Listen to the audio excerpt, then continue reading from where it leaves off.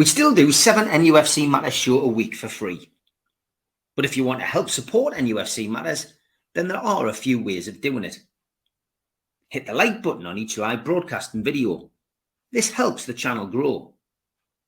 Hit the subscribe button and select the all notifications bell so you don't miss a single show. If you want to help us financially, then you can join the channel using this button with the membership starting at $1.99 a month. Or you can drop us a donation in the chat using a super sticker. We're also looking for sponsors. If you'd like your brand advertised on the flyers for the show and featured during the ad break, then email john@nufcmatters.com to arrange today.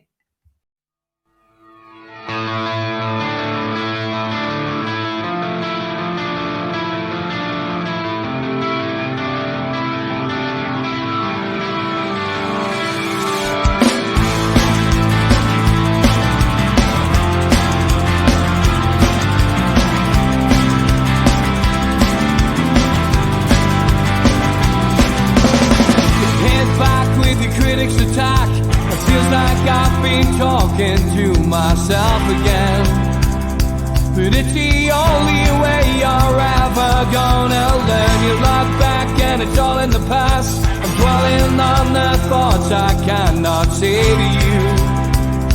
If I don't say the words, then maybe it's not true. And it feels alright when they come and say to you,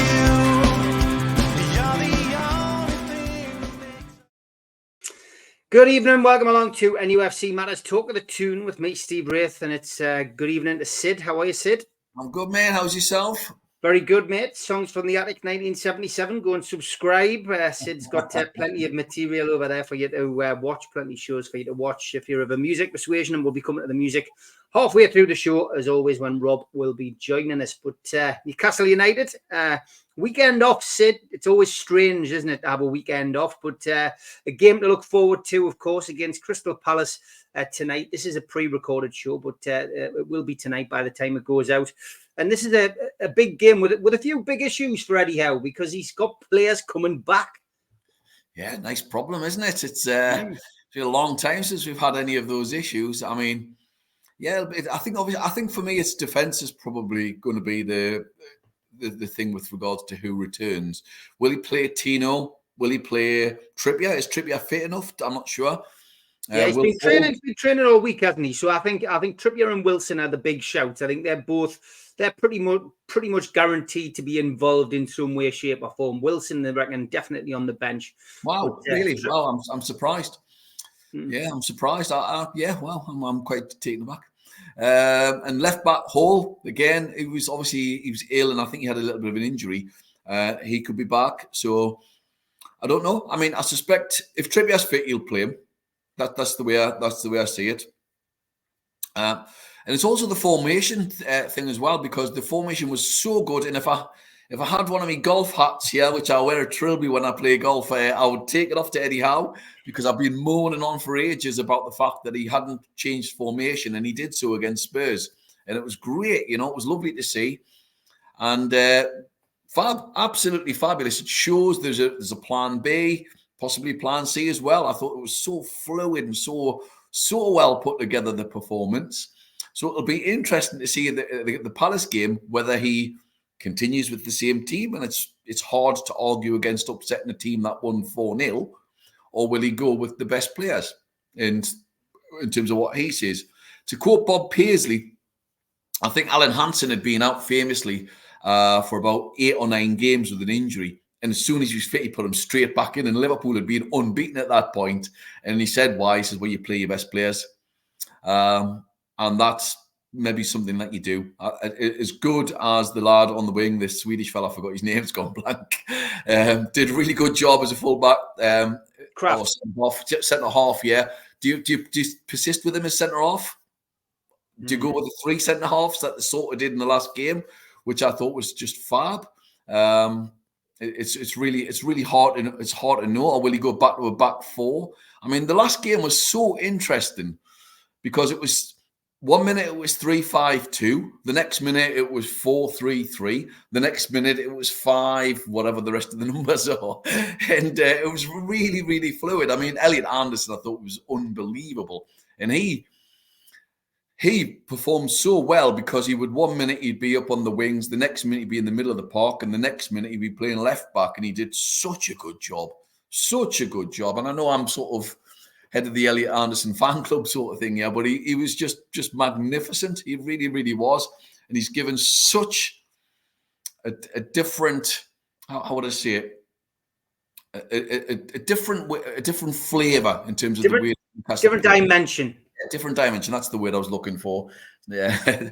So, yeah, it really does. And I thought they were absolutely sensational against Spurs. So it'll be interesting to see if he changes it, you know, because people were just literally dropping back. I mean, Murphy was fantastic as well, may I add, just dropping back and then going forward. I thought it was just an all-round. That, for me, was the best performance of the season. It really was the best. I know people might say PSG, and that's slightly different in some respects. I just thought it was great. I thought it was a great performance. Everybody was top draw. Isak was magnificent. I mean, is there a better player centre forward in Europe at the minute? I'm not sure there is. I'm really not sure there is. You Gordon, brilliant. Barnes, terrific. Yeah, I mean, that's a great front line. That's a terrific front line. And there's a strong argument that Gordon looked even better on the right than he does on the left. He whipped some great crosses in on the right. He's fabulous. I mean, obviously scored coming in on the left, ironically, but he was just magnificent. Absolutely superb. Great performance by every single player. And I've criticised Sean Longstaff, but he had a super game, I thought, just sort of tracking back. Burns playing centre-half, and he looks a centre-half all day long, and that's his proper position. He's a really good centre-half and undroppable at the moment, and playing. And you know what was lovely, captain. And we all mentioned it. The thing for the thing for the hard of hearing was just magnificent, and even more so because my niece works in that school where those children were from. So she texted us after the match saying, "Oh, what was it like?" You know, and seeing how proud and how chuffed she was, and I was delighted for them. You know, it was just very, very moving, actually, really, really moving. Fabulous. Yeah. Amazing to see that, and with us being front runners and that as well, it was something really special, wasn't it? You know, the fact that they allowed the Century shirts to be worn at Newcastle for the first time, I think was fantastic, and a great gesture by our sponsor, Seller. Fabulous, and as I say, we've all experienced that excitement as younger people when it's like, "Whoa, that's just unbelievable!" That moment, and to see it on the little kids' faces was just, I love stuff like that. Who doesn't? It's just beautiful. That's what our club should be all about. Bringing the community together. Just magnificent. More of it, please. Yeah, 100%. Obviously, Joe Willock will play no further part in the remaining games this season. He's now going to be recuperating from his Achilles over the summer. A similar decision looks to have been made with back injury victim Lewis Miley. I mean, no surprise with Joe Willock. He came back from his injury and then sustained another injury. Lewis Miley, now that his season is over, how proud can he be looking back over 20 plus appearances, his first senior goal and a couple of assists? How proud can he be with that, you know, unexpected Premier League season? He was fabulous. And I think that what really annoys me is you don't get an assist for creating penalties as well. I think he created 2 opportunities which led to penalties. And I don't think you get an assist for it. So he should technically have about 4 assists. So he looks like an inventive midfielder. The only thing he's lacking is pace. And that's a big deal to me. That's a big deal because if you don't have it, you're going to really struggle to really get to the top echelons of football. But he can work on it, and he can work on it. And if he become like a reasonably paced midfielder, then he's got a real big chance of going very, very far because his first touch is fabulous. I mean, first touch is everything in football. People seem to, you know, if you've got a great first touch, you're already 2 yards ahead of other people. I mean, again, Elliot Anderson's got a great first touch where you could argue Sean Longstaff doesn't, let's be honest. And again, Isak's first touch is magnificent. Probably the best first touch as a striker I've seen since Shearer. Shearer never got mentioned enough about having a great first touch because they used to ping balls at him I mean, let's be honest, Peter Biesi didn't hit a ball softly at you. It was wellied at you with real pace and intent. And Shearer would just kill it. His first touch was absolutely magnificent. He didn't have the balletic skills of Isak with just plucking it out of the air. That wasn't his game, but he had a great first touch. Probably only Ginola and Solano had better first touches that I've ever seen at the club, you know. And Isak's right up there, and Tino, of course, as well, who very similar in terms of the first touch skill as Isak when you think about it. He could pluck a ball out from anywhere, couldn't he? You didn't know what he was going to do. Whereas with Isak, you know he's going to go forward and he's probably going to score. He's absolutely lethal. He's a top-notch centre forward.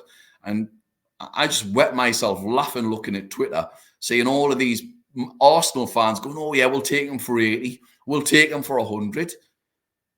That's going to get you one leg, you know? Yeah. Newcastle should not take anything less than £100 million sheer profit, you know, and which is therefore 160-something million, because it's going to cost you that much to get either an equivalent or buy two proper world-class centre forwards. And the only thing he's got going against him is his injury record since he's been at the club, but he never had it in previous clubs. So you could hope that it's just been just one of them things, you know. He's not injury prone. He's not had it in his career. His career doesn't indicate that he is. He's just maybe he's been a bit unlucky.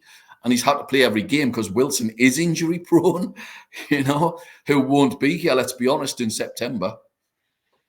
For me, you've got to build a team around Isak, even more than Bruno. And didn't get me wrong, Bruno's magnificent and might well make my all-time Newcastle 11 at the moment.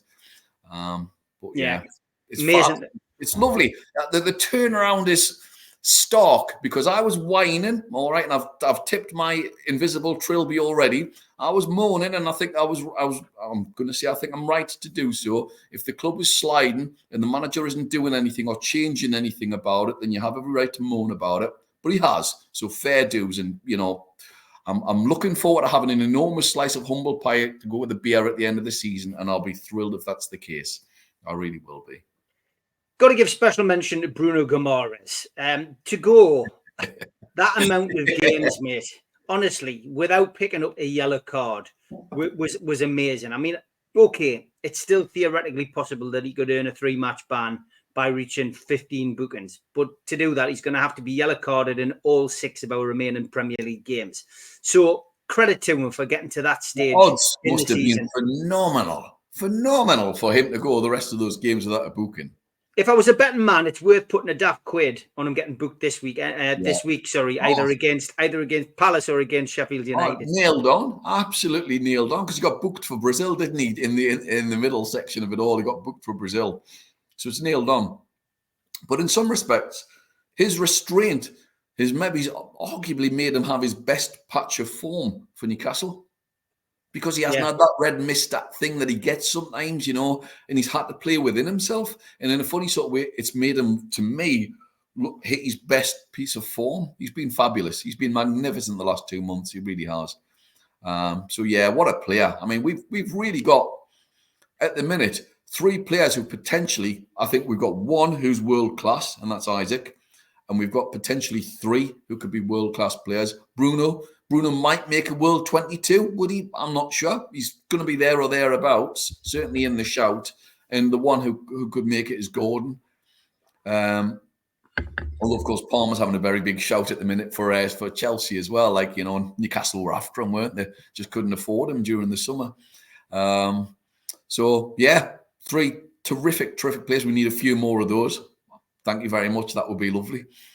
So, yeah, magnificent. Bruno, and it looks, all indications are he's not wanting to go. He's not pushing for a move, and he's wanting to stay, and he's looking to buy a house by the looks of it as well. So, great. Yeah, which is great news. Sam Johnston, Czech Decore, Mark Gear and Rob Holden are all out of this game for Crystal Palace. But ahead of our visit, Crystal Palace scored 5 goals against West Ham, European contenders. West Ham, current European title holders at the moment as well. 5-2 on Sunday. That's the largest win of the season. That comes up the back of a 1-0 success at Liverpool last week. It's the first time they've managed back-to-back Premier League wins. They've hit a little bit of form. And in 2023, Olivia Glasner's side have won 5. They've drawn 4 and they've lost 7.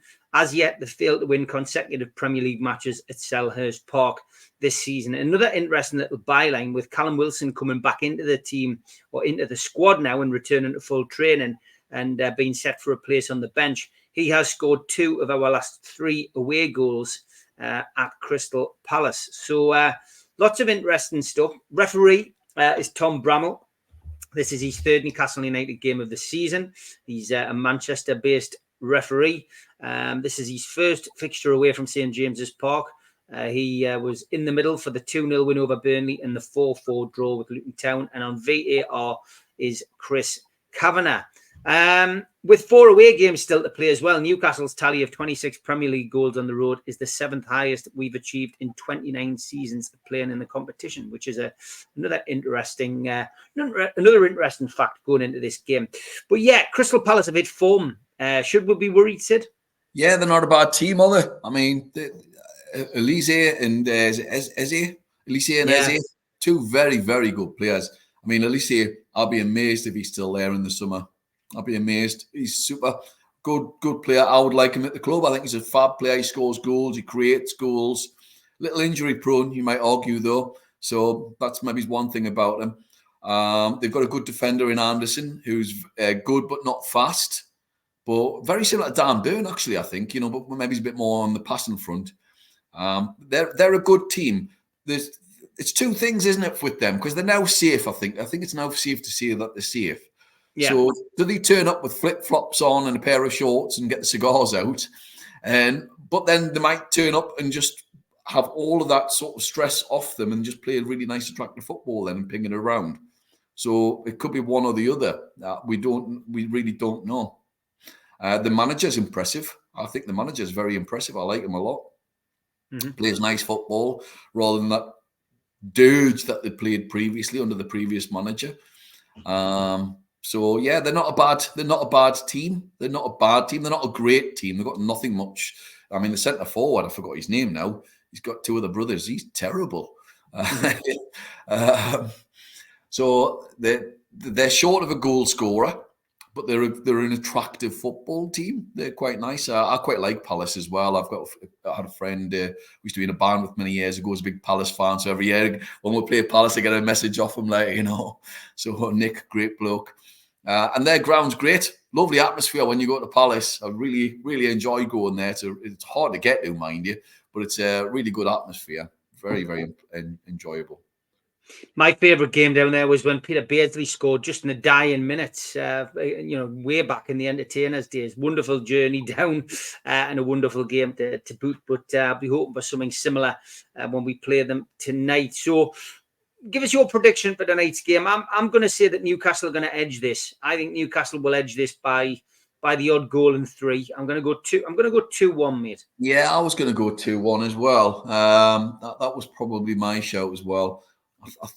I think I'm going to stick with it. I think I'm going to stick with 2-1 because the last 2 games away have been draws.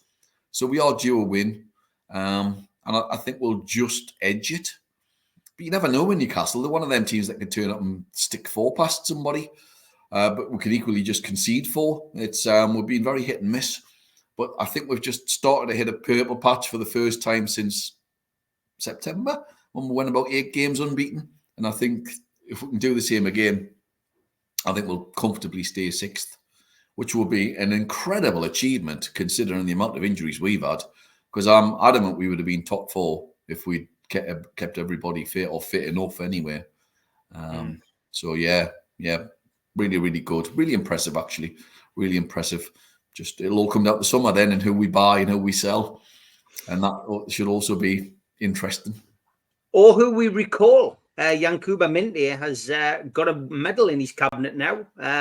Sunday saw Yankuba Minte play his part in the Feyenoord game, and they won 1-0 Was he sent off in 3 minutes? Unfortunately for the young man, the 19-year-old wasn't on the field at the final whistle following his 72nd minute dismissal after 2 bookings. Yes, you're right. Inside 3 minutes. They were 1-0 up at the time.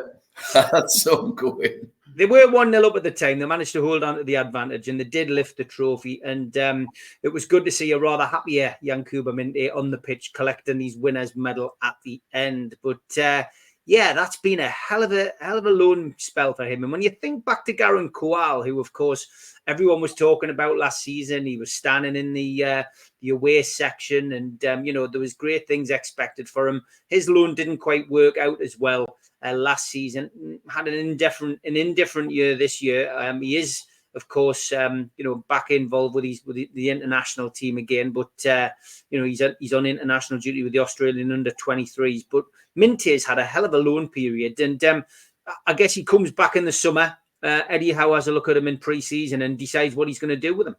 It is, because he looks, as I said, I think it was last week or before, he's lightning. He's super, super quick. His delivery's apparently improved massively. He's been looking up, passing, scoring. So he seems to have the all-round game. It'll just be interesting to see whether he's able to cut it in the Premier League. And Howe will realise pretty quickly, because the standard of the Dutch league is so poor. I mean, we've seen so many poor players who come to Newcastle from the Dutch league. I mean, what were those 2 brothers called again? They were absolutely awful. De Jong. De Jong. I mean, was it Luke De Jong? Was one of the worst players I've ever seen. And I think he ended up bizarrely at something like Barcelona or something weirdly in the end. And he's garbage. There's a real shout for him being the worst centre forward I've seen at the club. He couldn't hit a barn door. So the standard is not great. You get the odd one who'll come over and it's fantastic. Botman might be one of those, for example. But the standard of the Dutch league, is it great? I don't think it is. It's probably, it might even be less than the Championship. So we'll find out very, very quickly whether the lad's able to cut it. If he is, then obviously I think we're going to replace Miggy anyway. If he is, that might put pressure on Jacob Murphy in terms of selling, or they might go down the route of selling him and putting a buyback clause on it. With regards to Minte, because he's in demand. You should get 20, 25 million for him potentially at the moment. If you put a buyback clause of, say, 30, 40 million, or you put a big sell-on clause on instead, then it's one of those things. And I hate to see it, this sort of FFP or whatever you want to call it now thing really does impinge upon us, and it seems unfair, but it's one way of sort of getting some cash back a little bit as well, and making sure that we keep the 2 or 3 big players that we need to keep. I don't want to say it, because for me, I love seeing young players come through, but it's just the realistic situation that Newcastle are unfortunately in at the moment. That's why I think there'll be big pressure on the potential of selling Sean Longstaff. He's got a year left on his contract. It's all profit. I don't know. It's going to be interesting to see who they sell. I mean, I think Wilson's nailed on. I think Miggy's nailed on, and I think there'll be 2 or 3 others. There might be one surprise, but the club's going to have to make some money. And I know, I appreciate that. I've seen adverts the other day that there's going to be another sponsor coming in by the looks of it. So that will probably happen in June, I suspect, June or July, whenever the new financial year rolls on. So there has to be more cash coming into the club, but we have to maybe generate some as well. Luke De Jong, of course, had probably one of the worst songs, which never caught on. Remember, it was the Star Wars theme. Dong, dong, dong, Luke De Jong, Luke De Jong. That's not recall it. Yeah, it didn't take off, mate. It didn't take off. That's why you don't recall it. It was that bad. It was as bad as he was a player. That's quite good. I like that. Going to ask you about this. It's doing the rounds on WhatsApp. We've had a chat with other people this week on the show about it. Where's the stripes, man? Yeah, it's a funny one. I'm not a big fan of the 3 stripes thing. It's just doesn't, It's like is it the 2001 strip? Have they basically superimposed his head on Michael Owen's body or something? I think so. I mean, look, let's just say, and I've said it before, we'll take this with a pinch of salt. Yeah. This is doing the rounds on WhatsApp. What Mitch said on the Professionals on Sunday was the prototypes that he has seen from the people who would know and, you know, would have access to what the strips actually look like, said this is pretty much what the first one is going to look like. Some people have said they've played it safe. Some people have said, where's the stripes? Some people have said they don't, you know, they just, you know, they don't like the, you know, the way that the badge sits. And, you know, there's always going to be an opinion. I've got to be honest. If that is close to what is coming out, I'd buy that, mate. I like it. Right, well, that's fair. That's fair enough, and that's the whole point, isn't it? You know, we all have different views upon strips. Maybe with the exception of that awful yellow strip for under Adidas many years ago. But there's you know, that's the whole purpose of it. I won't be buying it. It's not my cup of tea, and I'll be waiting for the retro strips, if I'm being honest, going back and buy some of the strips like the Grandad strip and various others, certainly the old classic away strips. It's all right. I'm sure it'll grow on as they always do. You know, they grow on you when you see them in the flesh, you know, and yeah, it's very safe. I think is definitely the phrase I would use. It's just not really my cup of tea. I prefer more lines. You know, I would have went along the old sort of, 5 or 6 stripes, the old Juventus look as well. But yeah, it's not bad. It's very safe, a bit bland for me. But I've seen the other strips that they've got advertised. The second strip's based on the old 95, 96 strip, which is all right. Although I love the original. And I really like that third strip that they've got out. Looks fab. The green one, or green and white, looks fantastic. That might be one I'll get. And I'll probably go out and buy some training wear and, you know, the trainers. Yeah, Adidas Sambas, if we can get Newcastle United on the side, that'd be great. You know, I love all that sort of stuff. So yeah, I'm expecting to spend. I think it's the phrase. I had the pleasure this week of speaking to one young Andrew Cole. Remember him? He's been inducted into the Premier League's Hall of Fame. But somebody who, the interview I did with him this week is for a book that we're releasing later in the year. And to be honest, I don't think I've ever spoken to a more honest footballer about his time at Newcastle United. I've spoken to a lot of the lads. They give us lots of stories, lots of laughs. Very shy, isn't he? He's very shy, and I count myself very lucky to have interviewed him because not many have. And to be able to get this interview with him this week about his time at Newcastle, about, you know, the arrival, about his time at the club, about the arguments with Keegan, about why he left, and what he thought about Newcastle United not winning the league. It's an interview which everybody will get a chance to listen to on the channel at some point. But it was fascinating getting an insight into him. Where does he stand in your list of number 9s as a Newcastle fan, Sid? He's right up there. I mean, Shearer's obviously the best that I've seen. You know, I'll still have Les Ferdinand up there. I love Les. Les is the best striker I've ever seen in the air. He's just incredible. I feel he's still hanging there somewhere at this moment, you know. And Cole's probably the best finisher I've seen in the box. He was just an incredible for that specific season as well, when he banged in 41 goals or whatever it was. He was, or maybe more. He was incredible. In the box, he was just unreal. Yeah, he was fabulous. He was fabulous. I know in Keegan's book, Keegan makes it very clear that he felt that he was tapped up basically to go to Man United, and then he really couldn't stand in his way. But fabulous. I mean, really unlucky not to play for England as many times as he did because of the fact that you had Shearer ahead of him.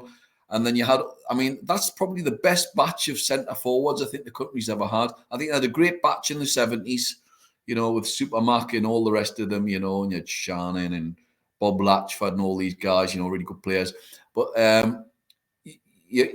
think the 90s was incredible for centre forwards. I mean, you reel them all off. I think most of them would get in the team now. You know, Shearer, Ferdinand, Sheringham, Fowler, Cole, Stan, what's his name? Collymore, even Kevin Phillips, you know, was a good centre forward. That's 7, and I probably missed some really obvious ones as well. there was about 8 or 9 of top quality centre forwards. Whereas now you get 1 or 2. You know, you've got Harry Kane, who's magnificent. Don't get me wrong; he's a 10 out of 10 striker. There's not much there now. Cole would have a field day now in that England team. He'd be banging them in for fun. He was top draw. I spoke to him once, and I think he was quite intimidated. I was talking to him in the quayside, and I was talking to him in the pub, and I was chatting to him for about 2 or 3 minutes, and I basically thanked him for being the sort of first black player who came and stopped all the racist abuse at the match, because it all changed through Andy Cole. That was the first black player who didn't get abuse. He was the first player who changed the whole dynamics of me going to the match and not hearing abuse from the terraces.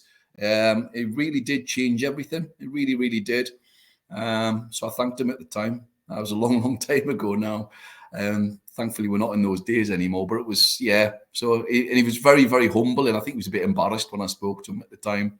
Whereas I met Les, and Les is very affable, isn't he? And he's great, and he's just a lovely, lovely man. And he loves coming up here and loves the banter as well. Whereas Andy Cole's very shy and very retiring, and I think he found it all too much.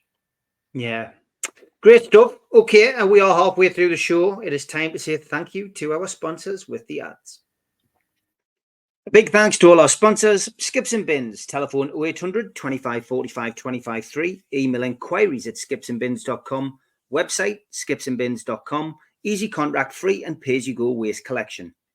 Thanks to Mr. Vicky's Sauces, handmade in Cumbria. Their website, mrvickies.co.uk, telephone 01768 210 102, or email info@mrvickies.co.uk. Thanks to United Group Travel. There are no strangers in our tours, just friends you haven't met yet.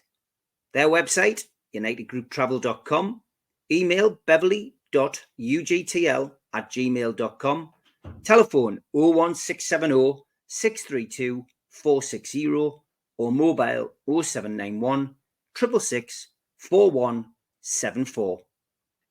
Thanks to Media Arts for the technical side of things. And you can also find us as a podcast on iTunes, Spotify, or other podcast providers. You can subscribe to the channel by hitting the subscribe button underneath this video. Hit the all notifications bell so you don't miss a show. Hit the thumb up to like the channel, and click share to your social media. If you want to join the channel, then click join for as little as $1.99 a month. If you want to become a member, for a one-off £25 payment, email john@nufcmatters.com or go to membership at the website nufcmatters.com. If you've got a smartphone, hold your camera over the QR code and it'll take you straight there. We also help the food bank on this channel. Go to nufcfansfoodbank.co.uk to the matchday bucket and you can leave a virtual donation today.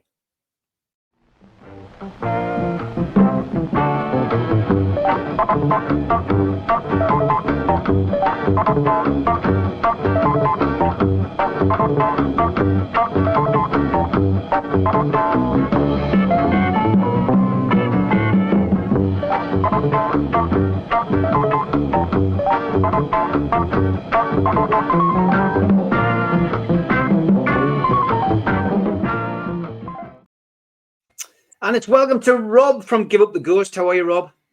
I'm all right, Steve. How are you? And how are you, Sid? Very good, mate. Good to see you. Good. Yeah. I'll settle when a bit more clarity about 10 Nielsen Road. I think there's a demonstration at Civic Centre R4. I can't believe it. I was going to ask you about this, mate, and let's talk about it before we hit the music. Gateshead Football Club qualified, of course, for the playoffs to get back into the Football League, as well as getting to the FA Trophy final.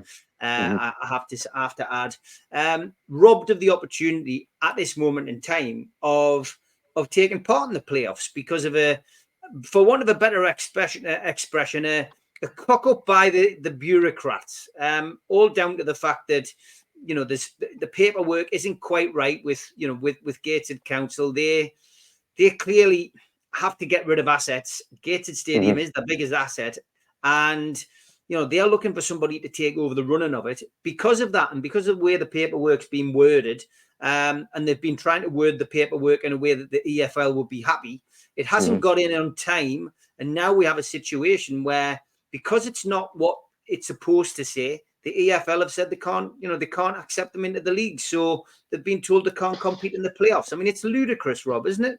They're saying that something to do with it would be all right if Gateshead never got promoted or never got in the playoffs because they're losing money.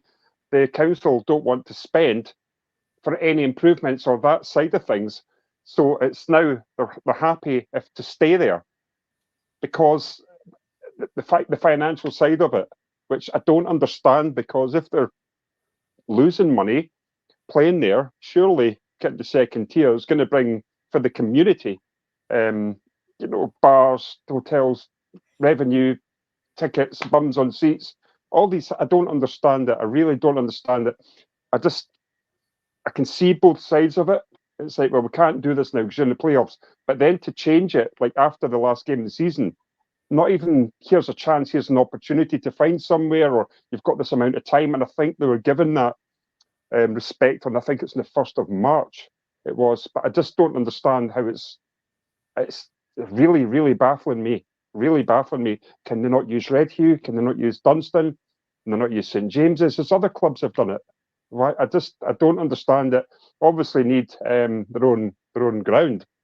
But it's baffling. I mean, it's on Sky News now. It's all in the media. It's interesting that you mentioned Newcastle, and Sid, I'll throw this to you now. The suggestion, which I saw made by an ex account, somebody who I follow, 100% Mags, made a great suggestion. Why don't Newcastle get involved? But why don't Newcastle buy Gateshead Stadium off the council, develop it, use that ground as a ground to have the women's team play there, to allow the reserves to play there, the under-18s, and of course allow Gateshead to play there. But then it becomes that feeder club, which I think we've always said time and time again, Gateshead and Newcastle working together would be fantastic, and it would solve a problem. But it's not Gateshead Football Club you're dealing with directly. It would have to be the council, and then there would have to be talks. But I mean, this is this purely football from a football matter, Sid. My feelings are this is wrong. You should allow Gateshead to play out the rest of the season. They've earned qualification into the playoffs. They should be allowed to play in the playoffs. And if they get to the promised land, then this is when they should have come up. They shouldn't have denied them the opportunity now when the players have played all season for it and the management have. What about the fans? You should give the fans at least the opportunity to say, well, we're the best team in that division and we're being denied through the paperwork. Oh, it's an absolute farce. I think it's an absolute disgraceful decision. I couldn't believe it when I seen it. I thought this is really going to get changed and overturned. It's too late now, though, because they made all the arrangements with whichever teams replaced them. I just think the whole thing's an absolute joke, and the council absolutely abysmal. Absolutely abysmal. People know what to do if they're unhappy with the council. They vote them out. It's just atrocious. They've got no one to blame but themselves. Terrible. I feel sorry for the players, though. Really. I mean, can you imagine the excitement you're going to have, and then all of a sudden, oh, sorry, lads, sorry, you're not allowed to do that now. That must be terrible. I would love the idea, though, as you see, of Newcastle United to buy out the ground, knock it down. I mean, I remember sprinting there in the mid-'80s, and it was a dump then. Knock it down and turn it into a proper football ground. Make it the women's team's home ground. And also share it with Gateshead football team. And as Steve said as well, you could probably get quite a few in without being ridiculous sized. And it would be really, it could be fabulous. It'd be a fabulous little place, a little bit of a money spinner. Yeah. And rightly say it could be a lovely little feeder club as well. It happened in Edinburgh. I mean, you had Meadowbank Thistle, who are now Livingston FC. They've got the Tony Macaroni Arena, which is bizarre because three of the stands are for away end. You're lucky if there's 1,000 home support there. Because it's a catchment in between Edinburgh and Glasgow, you'll see 20 buses leaving from Livingston going to Parkhead, 20 buses going to Ibrox. But they're a Premiership team. And now you've got Edinburgh City now that play Ainsley Park, where I used to kick about a ball there in the 80s as well. It's just something seriously wrong. And I've seen the statement from the council in Gateshead saying, we've got a great working relationship and there's no issues, there's no dramas, but it's just, I don't know. I'm pretty lost for words, to be totally honest with you. I mean, as you know, I'm Gateshead born. I've followed them the best I can. You know, when it's the Dr. Martin's League, Unibond, Premier, Vauxhall Conference, all down the line, and to wake up and have this news, it's absolutely baffling. And I think they've signed 2 or 3 players as well. I mean, who's now want to sign for them, knowing you're never ever going to get promoted in the 10 years? Yeah, this needs to be sorted out. This needs to be sorted out. And as Sid says, if you're unhappy with the council, you know what to do. Okay, music. 2 albums that Rob won't be bringing to us. I Look Like a Used Condom. Not sure what on earth that sounds like. And this one, Blow Your Nose on My Face. Wonderful. Wonderful. Two wonderful selections there. Obscure vinyl. Yeah, very obscure. Yeah. What are you bringing to the table today, Rob? So this one was influenced by you, Steve. You've seen them recently. It's the Stereo MC's Connected album. Yes. Brilliant fantastic. album. Loved it at the time. I remember what I was doing it in 1992. So this is, again, it's a 3rd studio album, which I was quite surprised at. They were from Clapham. Obviously, Steve, you can't help thinking Up the Junction comes straight in your head when you hear that word. So they formed in 1985, house techno hip hop, as I've put them down as. Singles where it was Connected, Step It Up, Ground Level, and Creation. So you've got Rob Birch, Nick Hallam, Kath Coffey, and Tanzi Omar. So track number 1, Connected, if you remember the old Carphone Warehouse advert theme tune, this was it. So a banging, pounding opener, solid. It's like one of these bass beats that goes through your rib cage. Really nice reverse cymbal effect on this. Nice flute part. Like I say, it was a Carphone Warehouse advert. So the beat through this song never ever changes throughout the whole of the song. It's old school scratching on it as well, old school mixing, scratching, classic. Then you got Ground Level, brilliant song, piano opening, nice snare, added sort of whistling part through it, really well delivered. Harmony vocal from Kath, really good timeless lyrics. It's about looking down on the world's negative, destructive issues, and it's really sort of heartfelt, world educational lyrics. It's sort of quite political, but sort of band like New Model Army as well, very, very similar, about looking after the environment. There's a lot of that in this. And you've got everything. It's really upbeat, traditional sort of hip-hop beat on this one. Spoken word intro by Rob, warm harmonies sitting above Rob's vocals. Really, really good song. Absolutely banging hip-hop rap. It's a great line in it. Get a Vision, liven up. It's brilliant. Really love the bass runs on this one as well. Then you've got Sketch, really, really like this. This is like more of an ambient, trippy sort of number. Top drumming on this. I think a lot of bands in the 90s, I've said this before, had very, very similar drums. They were doing the same thing. James and Mondays, Roses, they were all doing the same thing. I think this is unique. I think it's well ahead of its time. It's like hip hop poetry, sort of street poetry sort of thing, and it's like painting the world as you see it through Rob's eyes.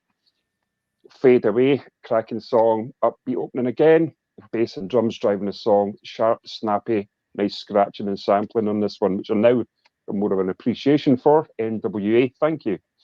Really strong, energizing song. It's sort of like a generation gap song. Another line again, let's not make it fade away. Talking about the world and how we live in and how we live our lives. All Night Long. This reminds me of Soul's Club Classics. I remember listening, I think there was volume 1 and 2 of that. I really liked them at the time, but I didn't admit it. Really atmospheric, some more trip hop atmosphere, guitar and bass in line with each other, run perfectly. Nice piano part in the mid-late section, really good song, really, again, hypnotic. Step It Up, it's a big chart song, this one, to the left, to the right, step it up, it's all right. You know, that's a lyric to the song. Great drumming again. Nice choke on hi-hat, which I do as well. You know, the lyrics, yeah, you can send a forget me not. Brilliant song, great lyrics. You got Playing with Fire, it's quite a dark song. Nice bass intro.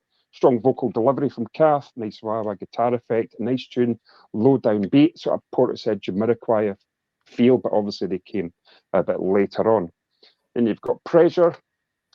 It's a nice bass round, bang straight into it. Hip hop mode again. Top draw production again. Brilliant final mix on this. I love the drums. The drum mix on this album is absolutely superb. Really, really good. Got Chicken Shake after that. It's a nice chill out soon, sort of hypnotic, Massive Attack feel again. I'm only saying that because I listened to Massive Attack laterally on in the 90s and trip hop sort of stuff, and then listening to this, they must have had an influence on a lot of these bands. The nice chill out songs, a nice tribal percussion work on this song as well. Really, really good. And Creation, another single, nice bongo intro, and then In Your Face, club anthem, feel good up tempo dance classic. Great loops on this as well, great lyrics, and I'd say sampling masterpiece on this one. Then you've got the end, sort of more of a drop down beat, simple but effective. I think Rob's vocals, the honesty of it, the rawness of it, and you know, he's just got, you know, he's got such a presence, Steve. You'll know that he's stage, he's dancing. You can tell Amazing. he's not going through the run of the mill. He's not doing, I'll say it simply, he's not doing a Jim Kerr, just, you know, going through it. He's still got that passion. He's still got the rawness. He's got the influence, and he's definitely one of those guys that's next gig, play it as if it's your last gig. Absolutely brilliant. Which leads me to my little bit of memorabilia. It's simply the video of the concert I bought in 1992. This was filmed at Cambridge Junction. Still got it, still kept it. Absolutely brilliant album. That's a 9.5 out of 10 for me. Every song's a killer on it. Really, really good album. Well produced, and it was produced by Stereo MCs as well. Brilliant band. Really great live, and I'm glad you've seen them, Steve, because they're the standout band of the bands you've seen, 100%. Yeah, it was amazing to see them alongside the Happy Mondays and in Spiral Carpets, and they stole the show for me. They were absolutely brilliant. So, yeah, as you say, well, you know, the tour's over now, but I'll be keeping an eye out for the Stereo MCs again, and certainly blew me mind and blew me ears off that particular night. Sid, what have you got for us this week? It's my signed copy there of Ziggy Stardust. There you go. Got it from fella called Andy at Glam Towers. He's a great guy, Andy. Yeah, for me, this is probably the best album of 1972. It's an incredible album. So strong is David Bowie's back catalogue that this still doesn't make my top 5 Bowie albums, but there you have it. Just a remarkable album. Most of it was recorded in November and December 71, literally 2 weeks after he'd finished recording Hunky Dory's album. So, I mean, he recorded Hunky Dory, took a 2-week break and came back and recorded most of Ziggy Stardust. It's just mental when I think about it. He's got the Spiders from Mars on it on the album again, as he had with regards to Hunky Dory. The album was going to originally be called Round and Round because he did a cover of the Chuck Berry song. And they handed it in, and the record company didn't like the fact that there was no single on it. So he went away and wrote Starman as the single and dropped Round and Round. It's just an incredible album. I'll not go into it in huge depth because I've got a show which I'm going to upload on it. But basically, it kicks off with 5 years. That's the sense of doom and gloom and impending, sort of the end of the world sort of feel. It's just amazing. One of the greatest intros ever with the drum beat. We've got things like Moon Age Daydream with Mick Ronson's guitar with a fade out at the end is probably my favorite ever guitar moment captured on vinyl. There's the odd track which sort of, I'm not sure if it sits well enough, as It Ain't Easy, which was originally recorded for Hunky Dory, but it's still great. It does work. The other side of the album, we've got Lady Stardust, which was written about Mark Bolan. We've got Hang On To You. You've got Star, which is great. I love it. Really fast and up tempo. Hang On To Yourself is just class, obviously with rude lyrics. It's just magnificent guitar playing on it again. Ziggy's a great song. Suffragette City is one of the best songs I've ever seen performed live. I've seen Bowie on about 8 occasions. And when he does Suffragette City, it's just great when the crowd out shouting, wham, bam, thank you, ma'am. It's magnificent. And then we've got Rock and Roll Suicide, and Ken Scott produced it. And he'd done the year before, he'd done Fog on the Tyne by Lindisfarne. And he said virtually every take on the album's one take in terms of the vocal performance. And he said when Bowie sang Rock and Roll Suicide, he was basically crying at the end of the song in terms of his scream. It's an epic album. On the back, it's got the great line, to be played at maximum volume, which I couldn't get my head around when I was a little kid when I first heard the album. I was given the album by my dad's partner and I played it and thought, wow, what an album. It's just incredible. And it's still incredible. And yet he's got better albums. Hunky Dory, the 1 year before, is even better, but in a different sort of way. This is just glam-tastic. It's just great guitar. The band are absolutely rocking. It's a 5-star classic album all day long. Masterpiece. Everybody should have a copy. And book-wise, keep it on the Bowie theme. It's a book called We Could Be Heroes. It's really good. Tony Visconti's in at the beginning, which is Bowie's famous producer. And there's just loads of good anecdotes in it. It's funny at times, really genuinely funny. Some really daft stories with him and Iggy Pop. It's just a good read. It's just lots of little stories, really worth dipping in. It's a bit like Mark Radcliffe's. Is it Mark Radcliffe? No, it's the other one. What's his name again? Anyway, it's the A to Z of David Bowie, which you should go and get as well. It's a podcast. It's brilliant. Good read, just funny as well. Worth a read. But there you go. Can't recommend it enough. There you go, folks. That is your music interlude for this week on NUFC Matters. Rob, anything coming up with the band? Yeah, we're playing Friday 24th. We're opening MoFest up here at Montrose. So we're opening that. It's going to be a very busy night. So we're not rehearsing this week. So about 4 or 5 weeks left to go with that. But it's all good. I would also like to say, I never usually do this, but next week, I'm going to review a Big Country album. The reason being is I lost an actor last week, Vincent Frail, one of my favourite films, Restless Natives, which was The Clown and the Wolfman that were holding up tourist buses in Scotland. It was probably the first cult film I remembered. Great film. And I was on their website, and Vincent sent me a message. I had the original lobby poster from the Odeon in Edinburgh. He was going to sign it, and then just last week he passed. He was just 62 years old. So it was, I mean, the soundtrack to it was all Big Country. So that film gave Big Country a big push in the right direction as well. It's brilliant. I think it was the first Scottish film, obviously, before Acid House, then, Train Spotting sort of thing. But next week will be Big Country. Okay, Newcastle against Crystal Palace. Rob, prediction? 3-0 Newcastle. 3-0 to Newcastle. Fantastic. Rob, good to have you on. Look forward to seeing you next week for the Big Country album. Take care, mate. Okay, guys. Cheers, guys. Bye-bye. Bye-bye. Great to have Rob on. Last 6 or 7 minutes, let's have a chat about the FA Cup. Sid, no FA Cup replays. I still cannot believe that this is something that they're even talking about. I'm really annoyed about it. What was your thoughts when you heard the news? Yeah, it's just the big clubs, isn't it, ganging up against them. It's wrong. It's financial income for all those lower teams. Some of the best memories of FA Cup replays. The Spurs Man City Cup final in '81, or was it '82? I can't remember now. When the Ricky Villa goal, I'm sure that was a replay. So if you've got all of that sort of thing, I don't see the problem with it. And you can't tell me it's the amount of games that they play, because somebody was pointing out that. Was it Coventry played just as many games as some of the sort of top teams at the moment? You play more games in that sort of division, so I don't quite get it.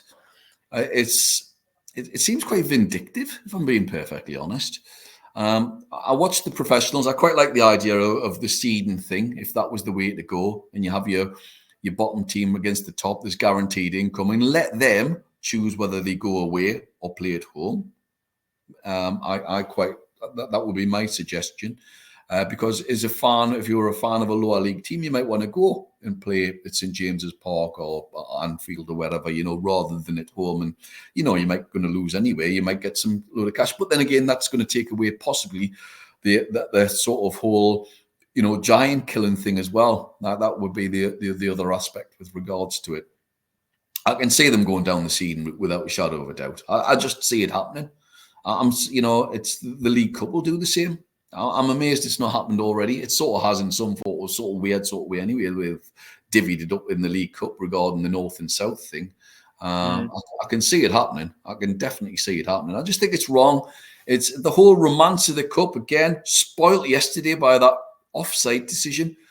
I don't get us wrong. I think you're on or you're off, and I totally get that. I totally understand it. And he was technically off by about half a toenail. So he's off. I do get that, absolutely. But they need to change that rule as well, don't they? These sort of marginal little lines. What happened? to when there's not much of if there's a little bit of a doubt given the balance to the attacker, that would have been one of the greatest moments in recent modern football, to come from 3-0 down to win 4-3 against Manchester United at Wembley. That would have been amazing. I mean, I remember I watched it and went, whoa, get in. And then it was spoiled because he did look slightly off. But when you watched it on the line, it was literally, it was about that. So you think, how are you? You know, I know they're talking about changing the rule next year, but it's not the point. I'll tell you what was wrong with that. It's what I've been going on about all season, and that's VAR. VAR shouldn't be in the FA Cup and it shouldn't be in the League Cup, because you can't have it in all games. So no VAR, that goal stands. Yeah, you know, there wouldn't have been a question over that penalty. And I'd get rid of VAR now, even if it was to the detriment of our club on occasions. I would.